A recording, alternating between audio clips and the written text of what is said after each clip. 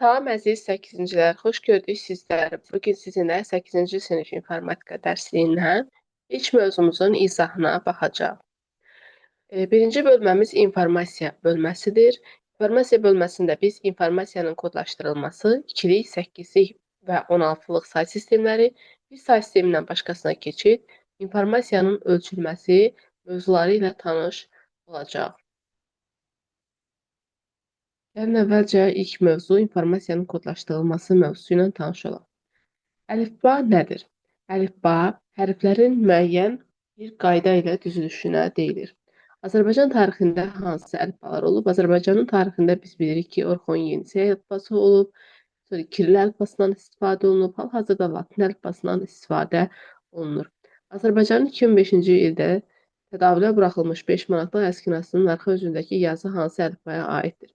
Uşaqlar, bu Orxon Yenisey əlifbasına aiddir və burada Azərbaycan dövlətinin qədim tarixi haqqında məlumat verilmişdir. Aşağıda eyni informasiya müxtəlif əlifbalarla kodlaşdırılıb. Bildiyiniz əlifbaların birindən istifadə etməklə həmin sözləri oxumağa çalışın. Birinci ərəb əlifbası, ikinci sizin 5-ci sinifdə keçdiyiniz Morze əlifbasıdır. Üçüncü yəqin ki, Çin əlifbası.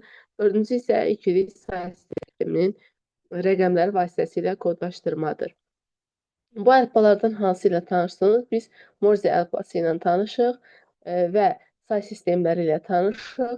Hansı informasiya təqdim olunub, onu başqa formada necə təqdim edə bilərsiniz?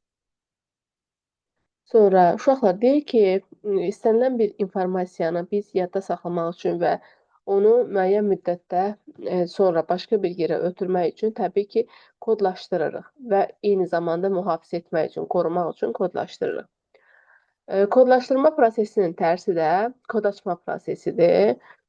Dillər özləri iki qrupa bölünür. Təbii dillər və formal dillər. Təbii dillər şifahi və yazılı formada olan danışıq dilləridir. Formal dillər isə hər bir fəaliyyət sahəsinin öz əlifbası, öz qrammatikası, öz sintaksisi olan xüsusi dillərdir. Formal dillərə misal olaraq musiqi notlarını, riyazi dili, düsturları, proqramlaşdırma dillərini göstərmək olar.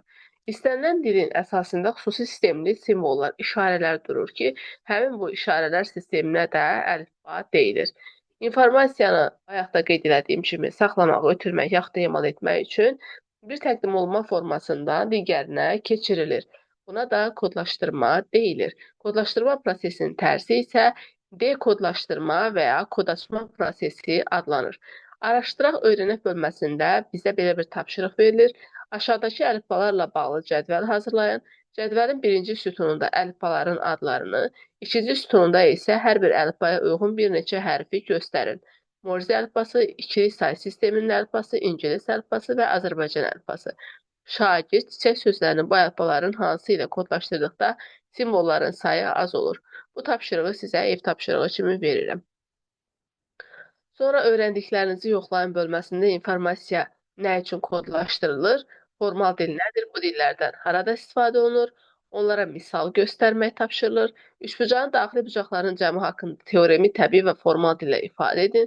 Təbii dillə necə deyərik? Üçbucağın daxili bucaqlarının cəmi 180 dərəcəyə bərabərdir. Bəs yaxşı, formal dillə bucaqları təbii ki, toplayıb düstur şəklində yazmaq mümkündür. Verilmiş kodlaşdırma cədvəlində hər hərfə 2 ədəd uyğundur.